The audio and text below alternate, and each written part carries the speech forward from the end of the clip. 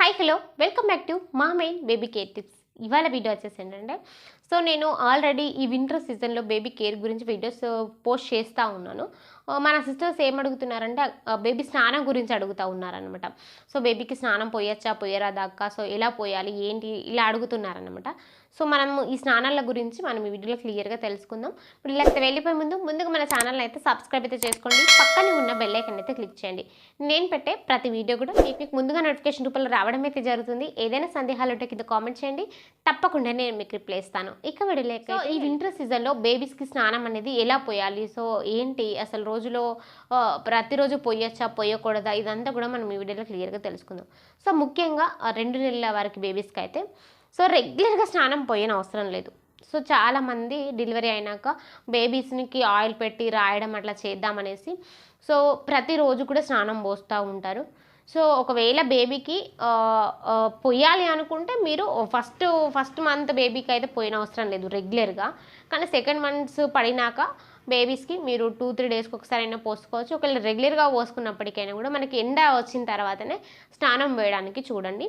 So oils కూడా అడుగుతూ ఉన్నారు. సో బేబీస్కి మనం స్నానం పోసే ముందు ఎలాంటి ఆయిల్స్ యూజ్ చేయాలా కానీ, సో సేఫ్ సైడ్ అంటే సో మనకి కోకోనట్ ఆయిల్ అలాగే బాదం ఆయిల్ ఉంటుంది. సో ఇవి రాసి బేబీస్కి రాసినాక స్నానం వేయండి. గోరువెచ్చని వాటర్తో స్నానం వేయండి. ఎందుకంటే చాలామంది మదర్స్ ఏమనుకుంటారంటే వింటర్ సీజన్ కదా బాగా చలిగా ఉంటుంది, సో వేడి వాటర్ పోద్దాం అనుకుంటారు. కానీ వాళ్ళ స్కిన్ అనేది ఆ వేడిని తట్టుకోవాలి కదా.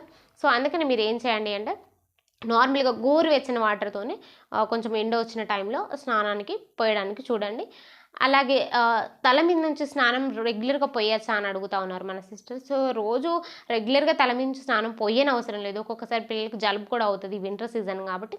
సో మీరు 2-3 డేస్కి ఒకసారి అట్లా పోసుకుంటే చాలా బెటర్.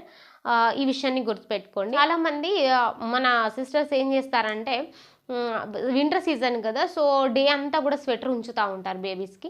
సో అట్లా డే అంతా స్వెటర్స్ ఉంచొద్దు. సో ఎందుకంటే బేబీ ఎంత టెంపరేచర్లో ఉండాలో అంతే ఉంచాలి. వాళ్ళకి హెవీ ఏమంటారు నార్మల్గా అయితే వాళ్ళకి అసలు చలి అనేది రాదు. మనము ఏంటంటే పిల్లలకి జలుబు అనేది అవుతుంది అనేసి చల్లటి వాతావరణం అనేసి మనం స్వెటర్స్ యూజ్ చేస్తాం బేబీస్కి. కానీ నార్మల్గా అయితే పిల్లలకి బాగా చలి అనేది ఏమి ఉండదు. వాళ్ళకి ఆ టెంపరేచర్ అనేది ఇంకా డెవలప్ కాదన్నమాట. సో మనము మధ్యాహ్నం టైము ఎండ వచ్చినప్పుడు కూడా బేబీకి స్వెటర్స్ వేసి ఉంచకండి.